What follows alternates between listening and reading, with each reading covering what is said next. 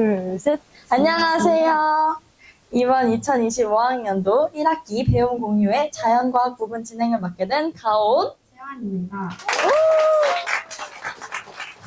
안녕하세요. 선생님께서 즐기고 계신가요? 이번에는 자연과학 부분의 발표들이 이어질 텐데요. 조금 시간이 지체되거나 오류가 생기더라도 너른 마음으로 양해해 주시면 감사하겠고요. 앞으로 이어질 발표도 많이 기대해 주세요. 가원님, 배움 공유의 자연과학 부분 진행을 맡게 되셨는데 소감이 어떠신가요? 저는 일단 7학년 여신 양채원 양과 함께 진행을 맡게 되어서 좋고요. 근데 제 얼굴이 너무 크게 보일까봐 조금 걱정이 되긴 하는데 그리고 오늘 긴장한 기색 없이 매끄러운 진행 잘 해보도록 하겠습니다. 채원님은요? 저는 첫 진행이니만큼 떨리지만 또 한편으로는 설레기도 하는 것 같습니다. 네, 자 그러면 이제 바로 지체 없이 발표를 진행하도록 할 텐데요. 발표회의 막을 올릴 대망의 첫 번째 발표자를 소개해 드리겠습니다. 여러분, 파이썬에 대해 잘 알고 계신가요? 다음 발표는 바로 파이썬 고급반에서 진행한 프로젝트에 대한 내용이라고 하는데요. 신나는 학교 학생들이 듣는 음악 장르에 따른 공부 집중도에 대해 조사하고 파이썬으로 풀어내는 프로젝트에 대해 멋지게 발표해 주신다고 합니다. 그럼 바로 발표자 이동환 예시원님 나와주세요. 안녕하세요. 저희는 신나는 집중력을 지키기 위해 나온 코딩 공주 유시온. 코딩보이 이동환입니다. 네. 네, 여기 쓸게요. 네. 저희 오늘 발표의 목차부터 설명해 드리도록 하겠습니다. 먼저 저희 프로젝트 개요, 왜 이 프로젝트를 하게 됐는지 동기에 대해 설명드리고, 그럼 프로젝트의 목적, 그리고 이 프로젝트가 어떤 식으로 예측될지 예상한 것을 설명드리고, 그 다음에 코딩 문법, 마지막으로 결론과 질의응답으로 구성되어 있습니다. 네. 저희 프로젝트의 주제는 신나는 학교 학생을 대상으로 한 음악 장르별 집중도 상관관계를 분석하는 것인데요. 저희가 이 주제를 선정하게 된 계기는 학교에서 나오는 음악에 대해서 학생들이 많은 불만을 가진 것을 저희가 작년과 올해 통틀어서 볼 수 있었습니다. 그래서 학생들이 과제하거나 공부할 때 음악을 듣는 것을 선호하지 않는구나 라고 생각을 했지만 학교에서 다니다 보니까 학생들이 개인 이어폰을 사용해서 음악을 듣는 모습을 많이 볼 수 있었습니다. 그래서 저희는 저희가 분석해 보았습니다. 네. 먼저 저희가 설문지 구글 폼 돌린 거 다들 해주셨나요? 많은 분들이 해주셔서 정말 감사했는데요. 저희가 이렇게 공부할 때 듣는 음악에 따른 집중도 설문을 받았습니다. 이 문항들은 클래식, 발라드, 재즈, 팝송, 케이팝, 힙합 이렇게 6가지 장르로 나눠서 설문을 받았습니다. 가장 약간 차분한 클래식부터 좀 강한 비트와 좀 빠른 리듬인 힙합까지 이렇게 장르를 나눠보았고요. 이것을 매우 집중한 댐, 보통, 집중됨, 매우 집중됨 이렇게 5가지의 척도로 여러분에게 설문을 받았습니다. 그래서 이 구글 폼의 설문 결과를 보기 전에 저희가 어떻게 나올지 예측을 해보았는데요. 짠! 잔잔한 음악 장르일수록 집중이 잘 될 것이다 라고 분석하기 전에 예상을 해보았습니다. 그래서 클래식, 발라드, 재즈, 팝송, 케이팝, 힙합 순으로 학생들이 공부할 때 이런 장르를 선호할 것이다 라고 예상을 했는데요. 그럼 실제로 어떻게 나왔는지 한번 봐볼까요? 네, 먼저 클래식은요, 보시다시피 네, 매우 집중됨과 집중됨이 많은 것을 차지하고 있습니다. 네, 그리고 다음 발라드는요, 집중 안 됨이 파란색인데 굉장히 많은 것을 볼 수 있죠. 네, 그 다음 재즈인데요. 재즈는 네, 집중됨과 매우 집중됨이 현재 많은 수치가 나와 있다라고 볼 수 있습니다. 네, 그 다음에 팝송은 매우 집중한 댐은 없었지만 집중한 댐이 조금 있었고 그리고 다 골고루 있었던 것 같습니다. 네, 그럼 K-팝인데요. K-팝은 네, 매우 집중한 댐과 집중 안 댐이 많다는 것을 보실 수 있습니다. 네, 마지막으로는 힙합을 들을 때 집중이 안 된다는 사람이 굉장히 많은 것을 알 수 있었습니다. 네, 그래서 그 다음은 코드 설명인데요. 저희는 먼저 전처리 과정을 했고요. 그 다음에 SL로 정리한 다음에 파이썬에서 그 엑셀 정리한 거를 파이썬으로 옮긴 다음에 데이터 확인하고 시각화해서 그래프까지 그려내봤습니다. 네. 저희가 받은 설문을 바탕으로 엑셀을 정리하고 정리한 엑셀을 파이썬으로 불러와서 그래프로 표현한 것을 설명드리도록 하겠습니다. 네, 먼저 전처리 과정인데요. 이건 화면에 보이시는 것은 저희가 구글 폼을 받고 나온 설문 그러니까 결과인데요. 먼저 저희가 좀 구체적으로 데이터를 모으기 위해서는 전처리라는 과정이 필요했는데요. 먼저 전처리 과정이란 데이터 분석이나 모델링을 하기 전에 데이터를 좀 깨끗하게 쓸 수 있게 만드는 과정이에요. 그래서 여기 내에서 누락된 값이 있는지 아니면 오타나 중복 아니면 또는 이상치가 있는지를 확인을 했고요. 그 다음에 머신러닝은 숫자만 이해하니까 지금 보이시는 문자들을 다 숫자로 변환하는 과정을 했습니다. 그래서 전체적인 과정은 이렇게 나왔고요. 네, 그래서 저희는 새로 엑셀을 열어가지고 A축은 뮤직 장르, B는 네, 집중도, 그 다음에 각 음악 장르에다가 각 음악 장르의 평균을 구했습니다.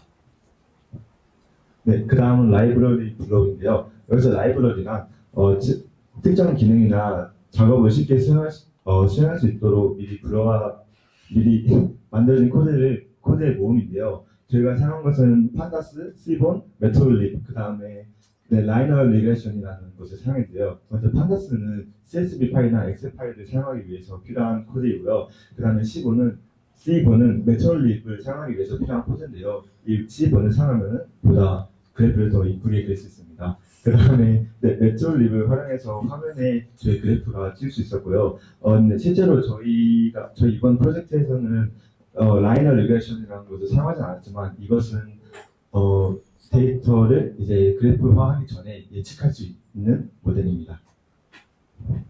네, 그 다음은 먼저 장르라는 함수를 저희가 설정했고, 그 다음에 리드 CSV를 해가지고 저희가 정리했던 엑셀 파일을 먼저 파이썬을 불러왔습니다.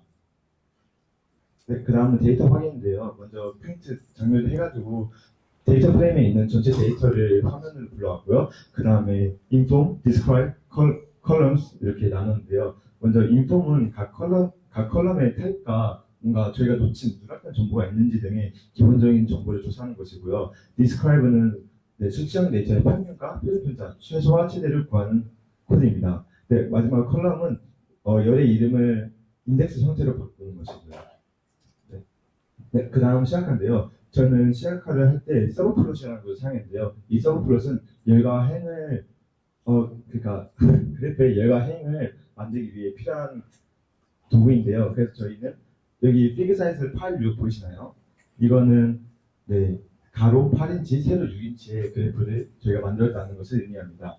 그 다음에 정확한 컬럼명이 필요했는데요. 그래서 저희는 스캐터 플롯과 라인 플롯을 사용했는데요. 이 스캐터 플롯은 뭐 저희 12학년들은 잘 알겠지만 네, 산점도이죠. 산점도는 그냥 그래프에 점 찍혀 있는 것들이고요. 네, 그래서 네, 그다음 라인 플롯은 저희가 점 찍은 거를 라인으로 연결해 주는 건데요. 하지만 저는 이건 수업에서 배웠지만 이번 프로젝트 할 때는 사용하지 않았습니다.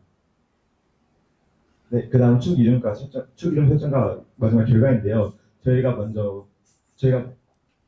데이터는 정리했고 이제 그래프만 그리면 되는데요. 그래프를 그리기 전에 저희가 축의 이름을 먼저 정의를 했었어야 되는데 그래서 X축의 이름은 뮤직 장르, Y축의 이름은 컨센트레이션, 집중도를 했고요. 그 다음에 저희의 최종 그래프의 이름을 음악 장르와 집중도의 관계라고 정의하였습니다. 그래서 마지막으로 타이틀 레이아웃을 해가지고 뭔가 결합된 값 같은 게 있는지 좀 자동적으로 확인했고 그 다음에 쇼를 함으로써 저희의 그래프가 최종적으로 나올 수 있게 되었습니다. 네. 나온 결과를 확인해 보자면 앞서 설명한 것처럼 X축에는 장르, Y축에는 집중도가 나와 있는 걸 볼 수 있고 타이틀로 이렇게 저희가 설정한 제목이 나온 걸 볼 수 있었습니다. 그래서 결과를 확인해 보자면 재즈가 가장 높게 나왔고 그리고 다음으로는 팝송, 클래식, 발라드, K-팝, 힙합 순으로 나왔습니다. 그래서 왜 이런 결과가 나왔을까라고 저희가 고민을 해보고 결과에 대해서 해석해 본 결과 음악을 감상할 때 음악의 가사에 공감할 수 있으면 음악에 집중돼서 공부보단 음악에 더 집중돼서 공부에 집중이 잘 안 된다고 예상을 해보았습니다. 하나하나 자세히 살펴보자면 네, 먼저 클래식 같은 경우에는 여러분 혹시 바흐와 모차르트 효과에 대해서 아시나요? 그러면은 네, 잘 아시지만 모르는 분들 위해서 조금 설명해 주자면은 BPM 60에서 80이 인간의 뇌파에 도움을 준다고 해요. 그래서 집중을 더 잘할 수 있다고 하는데 그 이유 때문에 아마 많은 학생들이 클래식을 들으면서 공부를 하고 또한 거기에 더해서 네, 집중력도 더 올라간다라고 저희는 생각해봤습니다. 그 다음은 발라드인데요. 저희가 처음 예측할 때는 발라드를 굉장히 높게 나올 것 같다라고 예측했는데 실제 결과를 보니까 굉장히 낮은 것을 확인해 볼 수 있었습니다. 그 이유를 저희가 생각해 봤는데요. 발라드는 굉장히 약간 감정적이고 감성적인 가사를 가진 노래가 많은데요. 그 가사를 들어서 그 가사에 공감을 해서 공부를 할 때 집중에 방해가 된다라고 해석을 해보았습니다. 네, 그다음 재즈인데요. 일단 재즈는 되게 즉흥적이고 또한 이 재즈라는 노래가 인간의 창의력에 되게 큰 자극을 준다고 해요. 그다음에 가사도 없고 가사가 없으니까 공감도 못하겠죠. 그러니까 재즈를 들을 때 많은 학생들이 조금 집중을 더 열심히 하지 않나라고 예상을 해봤습니다. 네, 그다음은 팝송인데요. 근데 팝송은 저희가 예상했던 것과 다르게 엄청 높은 순위를 차지했어요. 저희가 그래서 이런 이유가 뭘까? 저랑 시온이가 조금 머리를 맞대서 생각해 보니까 일단은 텐션이 높은데 다른 언어라서 저희 신학교 학생들이 이해를 못해서 공감을 못한다라고 해서 이 팝송이 조금 다른 장르보다 공부할 때 더 집중이 잘 잘 되는 것 같다라고 저는 예상을 해봤습니다. 네, 그리고 K-팝은 굉장히 K-팝도 낮은 걸 볼 수 있었는데요. 그 이유로는 요즘에 유행하는 SNS에서 유행하는 K-팝 챌린지, 댄스 같은 걸 애들이 많이 보고 습득해서 중독성이 굉장히 강하게 나타나는 것 같아서 공부보다는 음악에 좀 더 집중하게 된다. 그래서 집중도가 굉장히 낮은 것을 확인할 수 있었던 것 같습니다. 마지막으로는 힙합인데요. 네, 힙합은 설명 안 해도 잘 아실 거라고 생각합니다. 되게 강한 비트고 빠른 음악, 그다음에 내용이 되게 자극적이잖아요. 그래서 아마 수학 문제를 풀면서 힙합 듣기는 조금 무리가 있지 않나라고 예측해봤습니다. 네. 네, 그래. 네. 그래서 이렇게 결과를 다 보고 나서 저희의 마지막 소감은요. 저는 처음에는 집중도와 장르의 상관관계를 어떻게 그래프로 나타내면 좋을지 잘 모르겠어서 힘들었던 부분도 있었지만 동환 오빠와 함께 회의를 하면서 마지막에 결과를 만들어냈을 때 정말 기뻤던 것 같고요. 그리고 발라드를 들을 때 집중도가 의외로 낮게 나오고 또 팝송을 들을 때 집중도가 굉장히 높게 나와서 이게 되게 신기했던 것 같습니다. 저희가 그냥 감으로 예측한 것과 달리 이렇게 실제로 정확한 수치로 그래프로 표현하고 분석했을 때 값이 다른 게 차이가 났던 게 신기했던 것 같고 이 분석을 바탕으로 신한 학교에서 음악을 틀 때 도움이 되면 좋겠다는 생각도 들었던 것 같습니다. 네, 또 저는 재미있는 주제를 빨리 잡아가지고 학생들에게 설문 드리는 과정이 되게 재밌었고요. 또한 프로젝트를 하면서 판다스랑 프롤립을 활용해서 되게 많은 걸 얻을 수 있어서 좋았던 것 같습니다. 또한 삼전도를 활용했는데 이미 다른 수업에서 배웠던 거라서 이해하기도 좀 쉬웠고요. 또한 시온이가 옆에서 말을 너무 많이 해가지고 그래서 조금 전체적으로 재밌었던 것 같습니다. 그래서 저희는 제안합니다. 여러분 오늘은 과제할 때 재즈 들어보시는 것은 어떨까요? 이상으로 발표 마치겠습니다.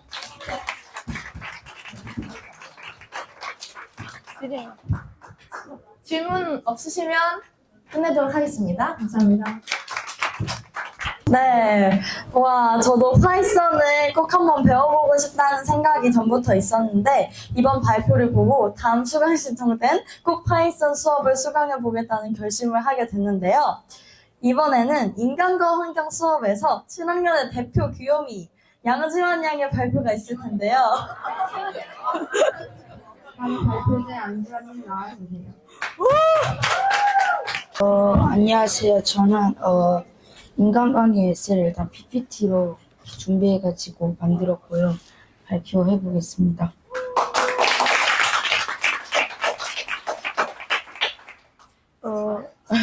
목차라고 쓰는데 좀 잘렸네요. 그 목차는 그 실습 활동 해가지고 이제 안성천 탐방한 거, 식물원 견학, 오드 스피커 만들기, 샴푸 바디 만들기 비밀로 돼 있네요. 그리고 재활용 마켓에 대해서 있고, 그리고 이제 이로운 학습으로 환경 독서 감상문, SDGs 발표, 환경일지 작성, PPT 제작이 있습니다.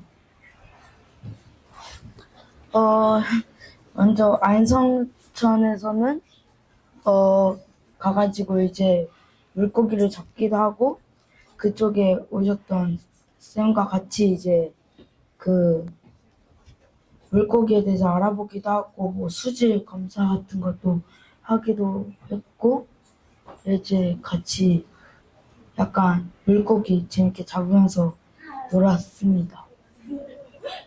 그리고 다음으로 이제 안성 환경교육센터에 갔을 때는 이제 쓰레기 소각장 앞에 이제 식물원이랑 이제 환경에 관한 센터가 있어가지고 그쪽에서 이제 또 그 지구 온난화에 관한 거 배우기도 하고 이제 식물원 가서 식물도 둘러보고 했습니다. 그리고 이제 그 창의적 실습으로 탄소를 저장할 수 있는 우드 스피커를 만들긴 했는데 이제 그쪽에서 이제 그 나무가 어떻게 탄소를 저장하는지 이제 제주쌤한테 듣기도 했고, 그리고 이제 나무 가지고 만들기도 했고, 이제 만들면서 완성까지 했습니다. 그 다음에 이제 환경 독서 감상문을 쓰기도 했는데 이제 그쪽에서 이제 책 읽으면서 조금씩 컴퓨터 쓰는 것도 익히기도 했고, 이제 조금 저는 미생물에 관해서 조금 더 알 수 있었던 것 같습니다. 그리고 SDGs는 저는 그 SDGs에 이제 순서가 있는데 6번 깨끗한 물에 관해서 했고, 먼저 주제에 관해서 조사도 하고, 그 이제 비슷한 주제끼리 뭉쳐서 이제 PPT 만들기도 했고, 이제 수정하고 보완까지 하고 마지막으로 이제 발표까지 했습니다. 그리고 이제 가끔씩 점심시간에 모여가지고 뭐 하기도 했는데 이제 한 번은 이제 그 샴푸바 만들기를 했습니다. 네, 마지막으로 요리까지 했는데 이제 안에서만 하는 게 아니라 나가서 요리도 하고 이제 놀기도 하고 뭐 그 쌤 집에 가가지고 지내기도 했습니다. 이제 제일 그 인간관계이 1학기 때만 하는 거다 보니까 조금 아쉽기도 하면서 재밌게 했었던 것 같습니다.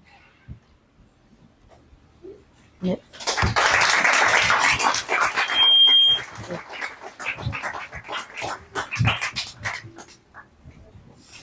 감사합니다.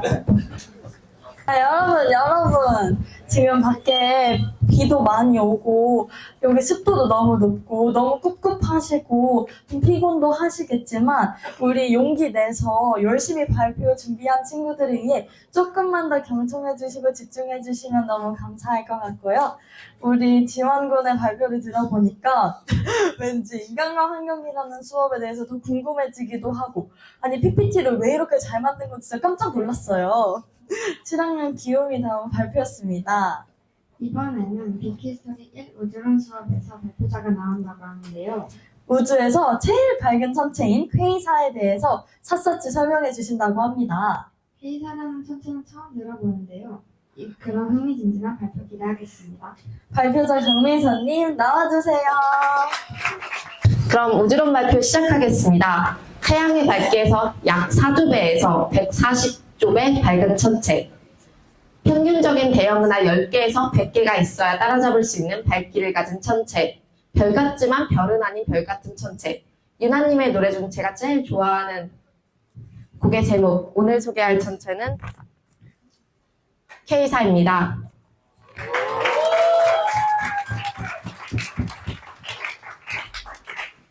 발표 순서는 발표 이유, 개념, 발견, 원리, TMI입니다. 그래서 이거 왜 발표하게 됐냐? 제가 제일 좋아하는 유나님의 곡이 K사인데 우주론 발제를 하다가 이 곡의 모티브인 천체를 발견했기 때문입니다. 해당 가사는 유나님의 K사 중 일부입니다. 이 가사가 K사의 어떤 특성을 담아내고 있는지 직접 고민하면서 들어주시면 감사하겠습니다. 그럼 K사가 뭔지 설명해 드리도록 하겠습니다. 블랙홀이 주변 물질을 빨아들이며 아주 밝게 빛나는 천체를 K사라고 하며 중성 전파 혹은 중항성체라고도 불립니다. 이러한 K사는 어떻게 발견됐을까요? 1960년대 이후 전파 만환경을 통해 우주를 관찰하던 천문학자들 눈에 굉장히 특이한 천체가 보입니다. 이 천체는 우리 눈에선 보이는 과시광성 영역에서는 굉장히 어두워 보이지만 그래도 좀 밝은 느낌의 천체였고, 우리 눈에 보이지 않는 전파의 영역에서는 너무나도 엄청나게 밝은 천체였어요. 이 밝은 천체는 스펙트럼을 분석한 결과 40억 년에서 50억 광년 정도 멀리 떨어져 있는 천체로, 이를 고려했을 때 아주 밝은 천체가 거리를 고려하면 아주 더 밝은 천체라는 사실을 시사했죠. 그래서 이 천체는 천문학자들은 처음에 은하인 줄 알았는데 은하도 아니고 별도 아니고 성운도 아니었어요.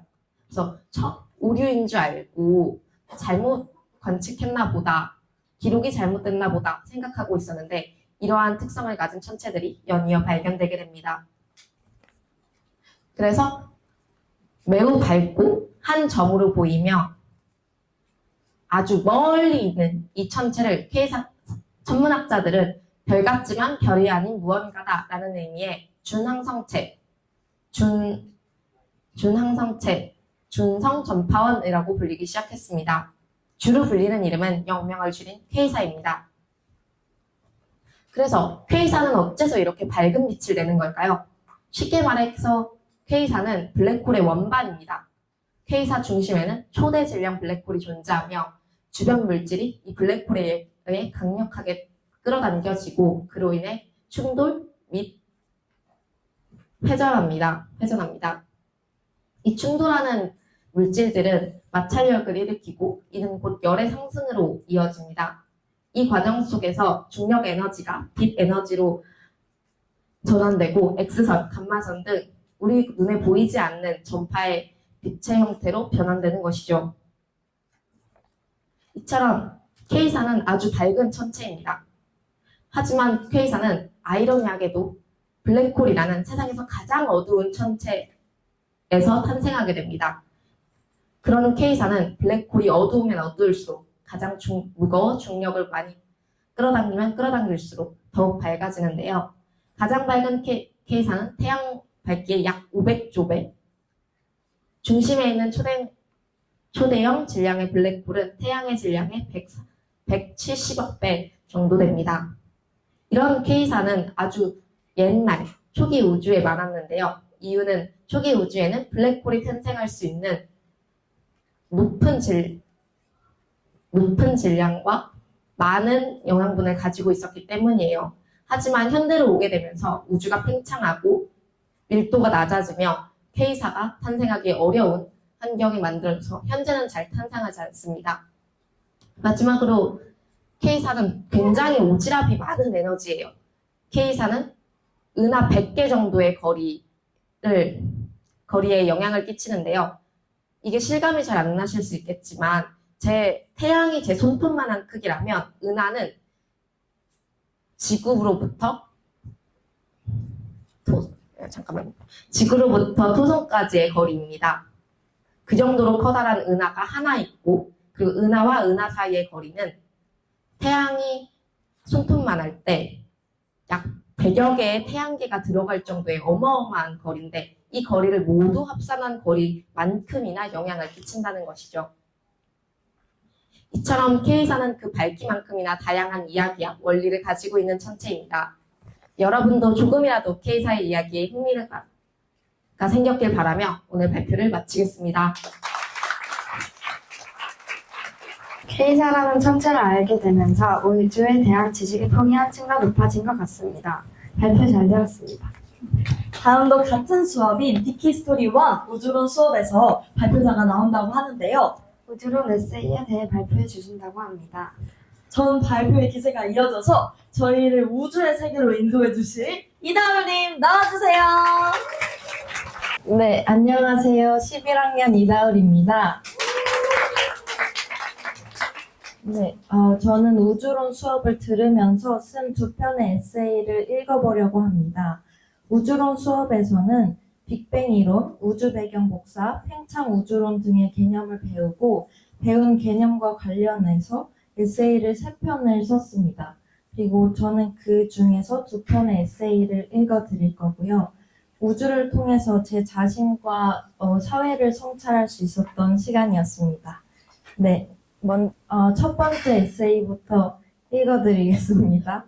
첫 번째는 우주 배경 복사 수업을 듣고 우주의 잡음에 대해서 배우고 나서 쓴 에세이인데요. 네, 읽겠습니다. 우주 배경 복사는 우주 전체에 퍼져 있는 아주 오래된 빛이다.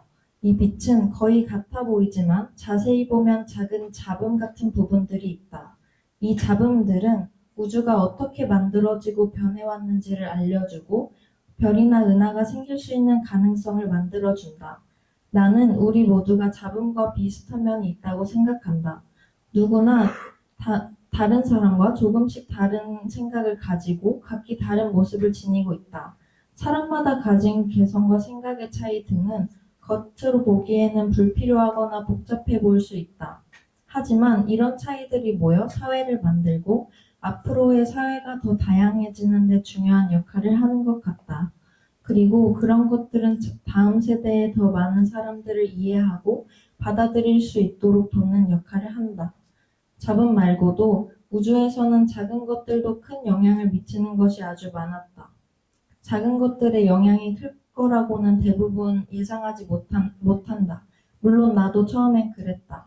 하지만 우주가 우리에게 계속 말해주는 것 같다. 작다고 해서 하찮은 건 아니라고. 보이지 않는다고 해서 의미 없는 건 아니라고. 나는 우리가 살아가는 사회도 마찬가지라고 느낀다. 눈에 띄지 않는 존재, 목소리가 작은 사람들도 우리 사회를 지탱하는 중요한 것이라고 생각한다. 우주를 배우며 많은 것들이 작고 사소한 것에서 시작되었는지를 알게 되었다. 우리 사회도 마찬가지이다. 내가 이해하지 못했던 작은 것, 아니면 다른 것이 어쩌면 내 삶을 더 깊게 만들어줄 수 있는 것일지도 모른다. 그래서 나는 앞으로도 그 작지만 큰 잡음들 속에서 의미를 찾고 싶다. 그리고 나 역시 누군가에게 잡음 같은 의미가 있는 존재가 되길 바란다. 네, 첫 번째 에세이고요.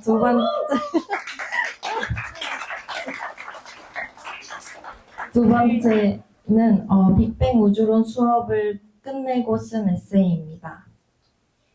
우주의 나이는 지구보다 약 3배 많다. 그리고 우리는 100년도 안 되는 시간을 산다. 빅뱅 우주론 수업을 듣기 전까지만 해도 우주는 그저 크고 멀리 있는 것, 나와는 크게 상관없는 것처럼 느껴졌었다. 그런데 수업을 듣고 나니 우주는 우리에게 뜻깊은 의미를 전달해 줄 수 있는 존재라고 느꼈다. 우주는 긴 시간 동안 수많은 변화 속에서도 계속해서 살아가고 있다. 우주에 대해 배우며 우주에 대한 생각이 조금씩 바뀌어갔다. 오랜 시간 존재하며 우주는 정말로 많은 것을 말해주고 있다고 느꼈다. 그 중에 하나가 잡음의 의미였다. 잡음들이 세상을 이루는 가장 중요한 존재일지도 모른다는 배움을 우주에서부터 얻었다. 또 기억에 남는 것은 팽창 우주설을 배우던 때였다. 처음엔 과학자들이 우주가 팽창한다고 주장했을 때 엄청나게 외롭고 불안했을 것이다. 본받고 싶은 점은 과학자들이 자기만의 확실한 증거가 없을 때에도 계속 믿고 실험하고 설명하려 했다는 점이다. 그걸 보면서 진짜일지 가짜일지 모르는 가능성을 믿고 모든 걸 걸고 계속 나아가는 사람들이라는 것이 너무 멋이 있었다. 틀릴 수도 있고 인정받지 못할 수도 있지만 그 믿음을 쉽게 놓지 않았다. 나는 그 자세가 너무 멋있었다. 나도 확신이 없을 때도 멈추지 않고 계속 물어보고 계속 나아갈 수 있는 사람이 되고 싶다고 느꼈다. 우주론 수업을 마무리하며 우리가 모르는 우주는 얼마나 많을까에 대한 궁금증이 생겼다. 지금까지 밝혀낸 것들이 놀랍고 엄청나지만 우리가 아직 모르는 것들이 훨씬 많다는 사실이 믿기지 않는다. 우리가 볼 수 있는 우주는 전체 우주의 정말 소수이고 나머지는 암흑 물질, 암흑 에너지처럼 우리가 보지 못하는 것, 발견하지 못한 것이라고 하는데 우주를 구성하는 대부분을 우리가 모른다는 사실이 너무 신기했고 조금은 두렵기도 했다. 앞으로도 우주에 대해 얼마나 더 알게 될지는 모르겠지만 엄청나게 작은 것들을 알게 되어도 우리 삶과 잘 연결하면 많은 것을 배울 수 있을 거라고 생각한다. 이런 깨달음을 얻은 것만으로도 우주론 수업은 나에게 큰 의미가 있었다고 생각한다. 네, 이상입니다. 감사합니다. 우주와 자신을 연결해서 쓴 에세이가 인상 깊었습니다.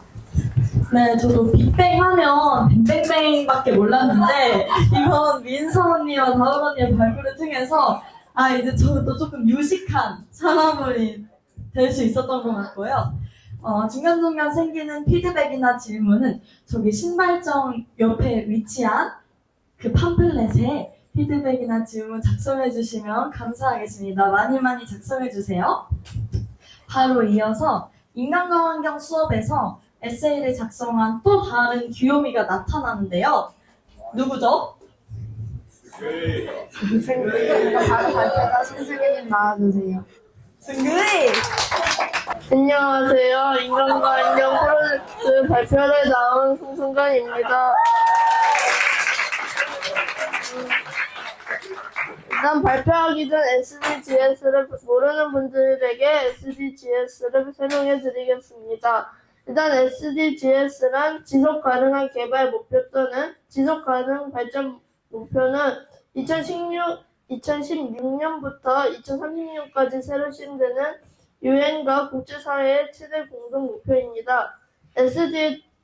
SDGs는 총 17개의 목표를 가지고 있고 제가 발표할 SDGs 12번 지속 가능한 생산과 소비는 모두를 위한 깨끗한 에너지, 기후변화와 대응, 해양 생태계 보호와 관련된 지구환경 보존의 일부분입니다. 그러면 먼저 지속 가능 소비와 관련된 일회용품에 대해서 설명하겠습니다.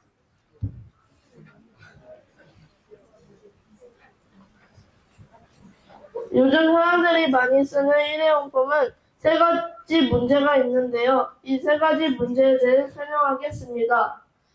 첫 번째, 환경오염 문제. 일회용품은 자연 분해가 어려워 매립식 토양 오염을 유발하고 바다로 흘러들어가 해양 생태계를 파괴합니다.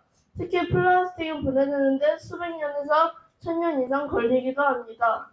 둘째, 자원 낭비. 일회용품 생산에는 많은 자원, 나무, 물, 에너지 등이 소모됩니다.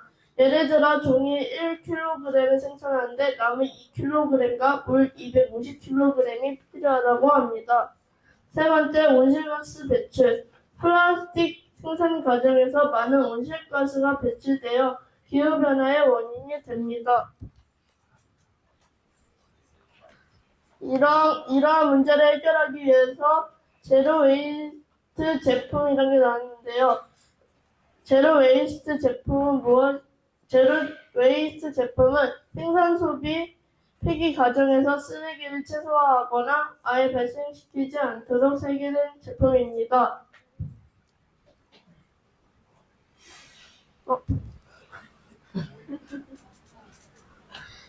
제로 웨이스트의 장점은 제로 웨이스트 수의장 등은 환경 보호, 경제적 이점, 건강 증진 등 다양한 장점을 가지고 있습니다.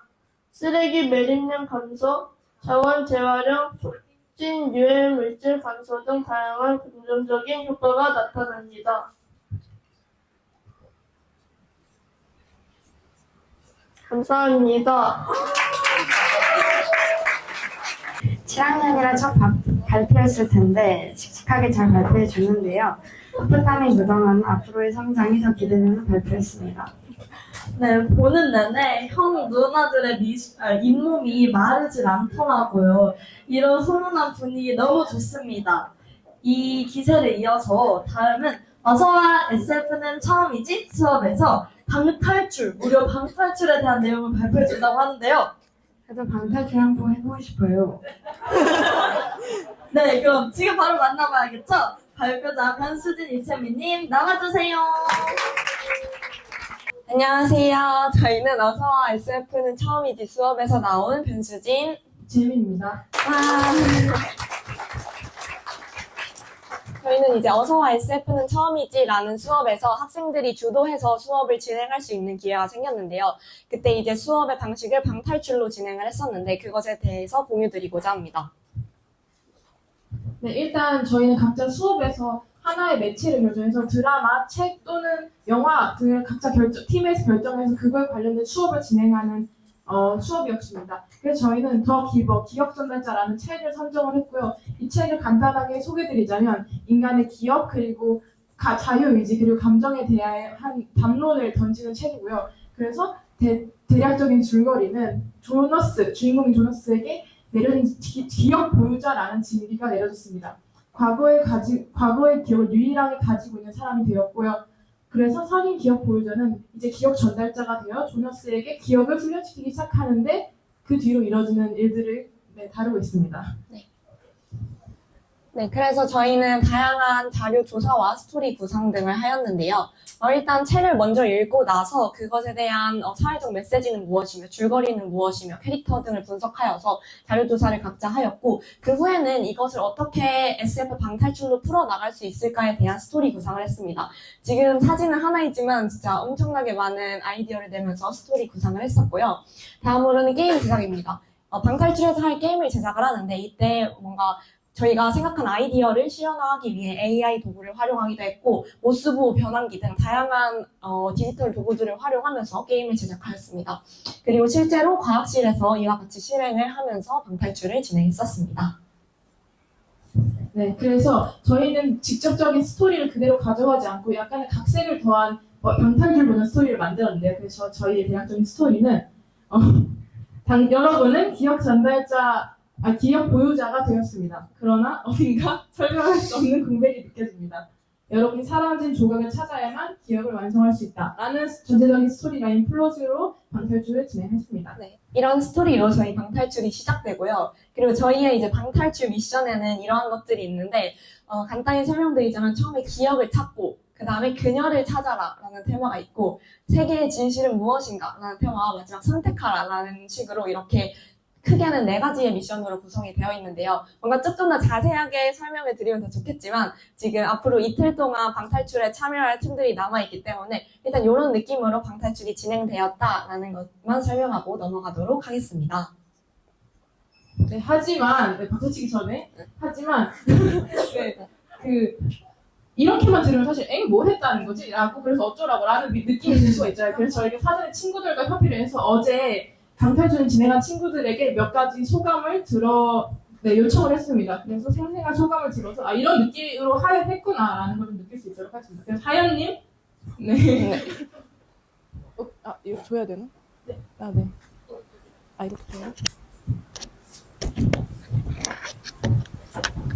저는 진짜 신에 있는 방탈출 게임 하는 것 같았고 뭔가 체계적으로 되게 매끄럽게 진행이 돼서 진행됐다고 느꼈고 일단 굉장히 재밌었고 다음에도 한다고 하면 진짜 꼭 하고 싶고 못한 분들한테는 꼭 추천해줘요.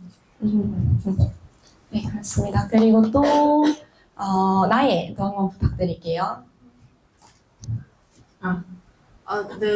저는 진짜 방탈출이 끝나자마자 가가지고 너무 재밌었다고 했는데 진짜 학교 말고 완전 공간이 있었으면 이건 그냥 방탈출, 진짜 방탈출이다 할 정도로 아니 문제라던가 저는 스토리 구성이 되게 좋았고 마지막에 또 이제 참여자들이 결말을 선택하는 게 있었는데 그 결말을 선택하는 것도 너무 재밌었고 전체적으로 되게 스포가? 네, 재밌었어요. 감사합니다. 다은이까지. 그래서 뭔가 저희 학생들이 수업을 직접 주도해서 했다는 것에서도 의미를 가지는 것 같고, 그리고 일반적인 뭔가 강의형 수업이 아니라 방탈출이라는 테마로 첫 시도를 한 거에서도 큰 의미를 가지는 것 같고, 또 친구들의 반응이나 참여자들의 반응이 너무 좋아서 이렇게 추가로 방탈출 지원을 받아서 할 수 있다는 점에서도 뿌듯한 것 같습니다. 그럼 이상으로 마치도록 하겠습니다. 감사합니다.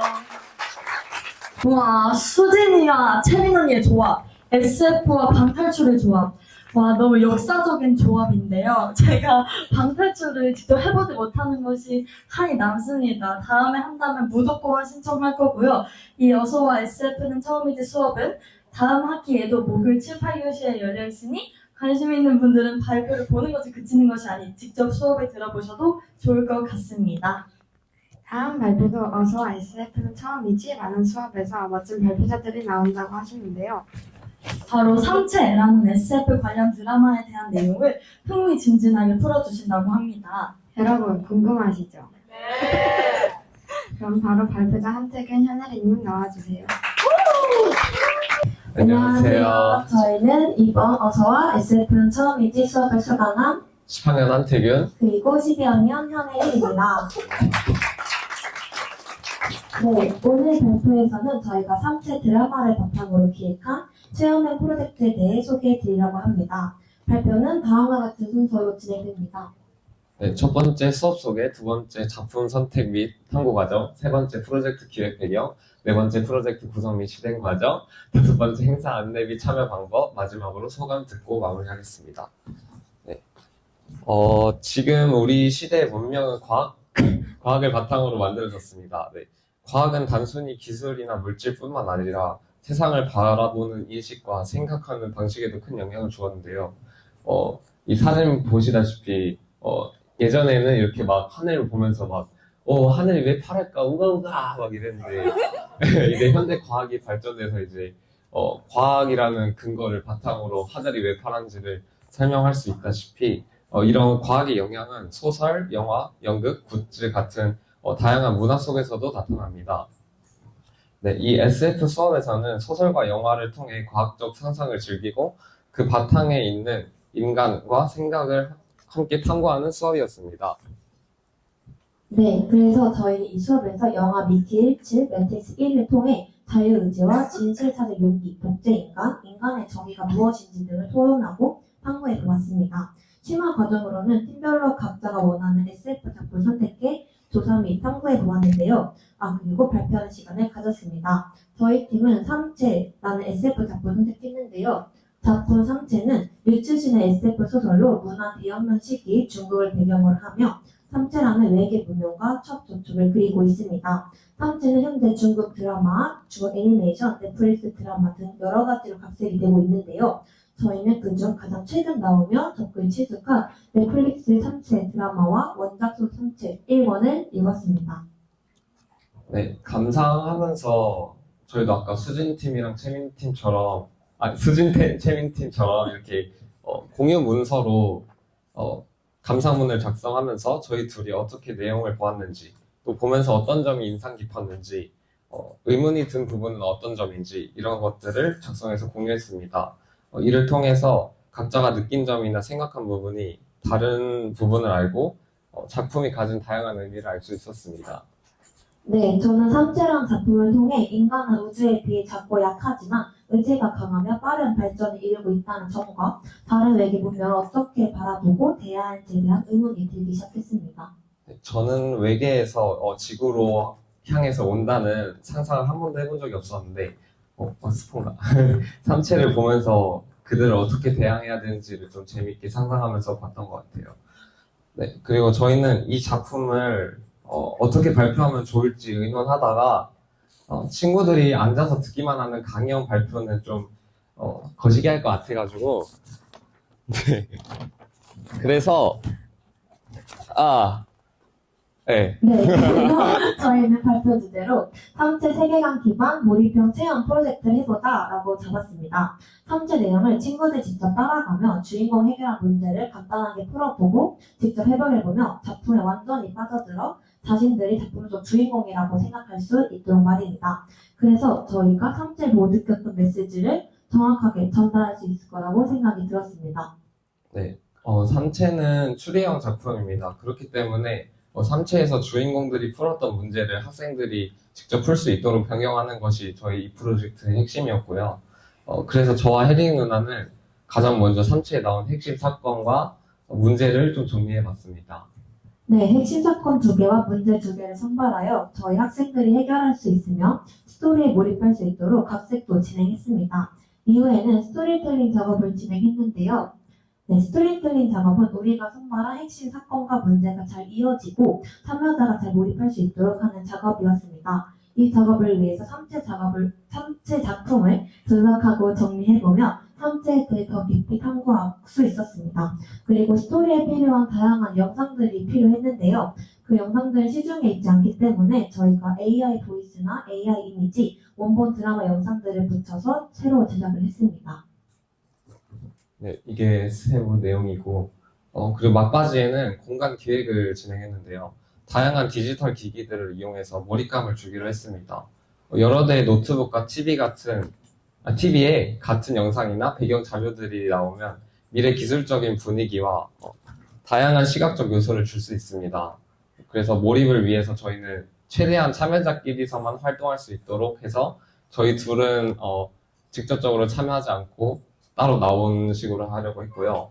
네, 그리고 여러 가지 전자기기를 무선으로 조정하기 위해서는 원격 조정 기술이 필요했습니다. 그래서 원격 조정 프로그램을 다운받아서 한 대의 노트북으로 여러 대의 전자기기를 조정할 수 있도록 했습니다.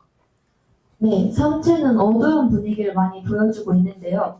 혹시 저희가 이렇게 테이프로 이렇게 커튼을 달고 있고 뭐 빨간불을 켜고 있고 하는 준비하는 걸 보신 적 있을 거예요. 네, 그게 바로 저희가 분위기를 조성하던 거였습니다.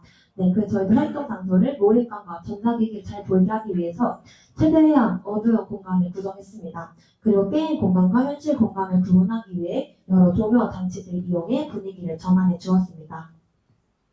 네. 이렇게 엄청 힘들게 준비된 삼체 프로젝트가 실제로 어떻게 진행되는지 궁금하시지 않은가요? 네. 그래서 이 저희 프로젝트를 SF 친구들에게만 공유하는 게 너무 아쉬워서 이렇게 여러분에게도 이 체험을 공유하려고 합니다. 저번에 주여기에서도 말씀드렸고요. 그리고 이 활동에 참여하시는 분들을 위해서 오늘 발표에 최대한 내용을 담지 않았고요. 그래서 그래서 더 프로그램이 궁금하지 않으신가요? 네. 그러면 이제 신청해 주시면 됩니다. 이 네. 네, 제 파트입니다, 고민은. 네, 행사는 오늘 저녁 7시부터 8시, 내일 저녁 8시, 9시 총 2차례 정도 진행됩니다.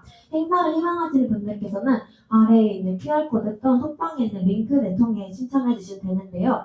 저희가 선착순으로 모집을 받기 때문에 마감이 되면 아쉽게도 참여가 어려울 수도 있습니다. 대략 5명이 함께 하는 활동이고요. 동반자가 있을 경우에는 같이 신청 폼에 적어주시길 바랍니다. 혼자 신청하실 경우에는 같은 타임에 신청한 다른 친구들과 함께하게 됩니다. 저희가 여기 참여하시는 분들에게 최대한 몰입감을 드리기 위해 오늘 발표에서 스토리 관련 내용을 다 배제해서 저희 계속 기술 얘기만 하는 겁니다. 그래서 약간 저게 뭔 소리야 하시는 분들은 내가 눈으로 봐야겠다 라는 생각 드시면 신청해서 함께 즐겨주시길 바랍니다. 마지막으로 저희가 이번 SF 수업과 프로젝트를 통한 소감을 말씀드리면서 마무리하도록 하겠습니다. 네, 먼저 저는 SF 수업을 듣기 전부터 영화를 분석하면서 과학에 대해 깊게 공부하려나 같은 생각으로 수업을 들었는데 막 팀으로 흩어져서 각자 감상한 작품을 기반으로 직접 수업 시간을 채우는 활동을 하면서 SF라는 장르는 상상하면 상상할수록 아이디어가 끝없이 나온다라고 생각했습니다. 그리고 프로젝트를 준비하는 과정이 너무나 어려움이 많았고 시간이 많이 들고 힘들었지만 그래도 꽤 성공적으로 되지 않았나 싶습니다. 네, 저는 이번 수업을 통해 SF 장르에 대해 새롭게 많이 알 수 있게 되었습니다. 친구들이 서로 공유한 SF 작품을 통해서 잘 몰랐던 SF 내용도 알 수 있고 미래의 모습을 보며 다양한 장르가 범위가 넓고 인간의 상상력은 무궁무진하다는 것도 알게 되었습니다. 이번에 저랑 태균이가 준비한 이 프로젝트가 제가 이번 학기 했던 활동 중에 가장 공을 들였던 활동이었는데요. 활동에서 되게 장대한 기획들이 저기 때문에 그거를 실현시키기 위해 다양한 새로운 도구들을 사용해보며 많은 도전을 해볼 수 있게 되었습니다. 그리고 제가 상체를 통해 느낀 감정을 여러분도 저희 프로그램을 통해 느낄 수 있으면 좋겠습니다. 네, 그리고 이번 어서 SF는 처음이지 수업은 여기서 멈추지 않습니다. 다음 학기에는 좀 더 창작에 집중이 된 수업이 진행될 예정이니까 많은 관심 부탁드리겠습니다. 네, 그럼 이상으로 지금까지 산채팀의 한태균, 현혜린이었습니다. 감사합니다. 자, 여러분 다들 신청하셨죠? 그 구글폼 들어가셔서 많이 신청해 주시고 많이 관심 가져주시면 감사하겠습니다. 너무 멋진 발표였어요. 자, 이 발표를 끝으로 2025학년도 1학기 사평공인의 자연과학 파트 부분의 모든 발표가 끝이 났는데요. 자연과학 부분에서 학생들의 성장을 피부로 느낄 수 있었던 시간인 것 같습니다. 저기 신발장 쪽에 위치해 있는 교육이가 준비한 팜플렛에 칭찬, 피드백, 응원 어떤 것이든 좋으니까요. 용기 내어 발표해준 학생들에게 좋은 말씀들 많이 나눠주시길 부탁드릴게요. 하원님, 자연과학 파트 공유를 직접 진행해보신 소감이 어떠신가요? 사실 저는 작년에도 한번 배운 공유의 자연과학 파트를 진행해 본 적이 있었는데 뭔가 이 자연과학 부분에서 학생들이 한 단계에 머무는 것이 아니라 이렇게 나날이 한 단계 점점 더 발전해서 점점 더 퀄리티 있는 발표를 해주는 것 같아서 너무 좋았고 앞으로의 성장도 기대되는 것 같습니다. 채원님은요? 저는 처음 진행을 해봤는데요. 배운 공유에도 처음 참여해봤고 근데 다양한 자연과학 파트 부분의 발표를 듣게 되었고 많은 것을 알게 되어서 좋았습니다. 네, 그럼 긴 시간 집중해 주셔서 너무너무 감사드리고요. 제가 앞자리에 와서 보니까 여러분들의 눈빛, 박수, 리액션 하나하나가 다 엄청난 힘이 됩니다. 그래서 앞으로 예정되어 있는 남은 발표회들도 응원하는 마음으로 참여해 주시면 감사하겠습니다. 그럼 지금까지 자연과학 파트 샤페온 공유의 진행을 맡은 양채원 정가원이었습니다. 감사합니다.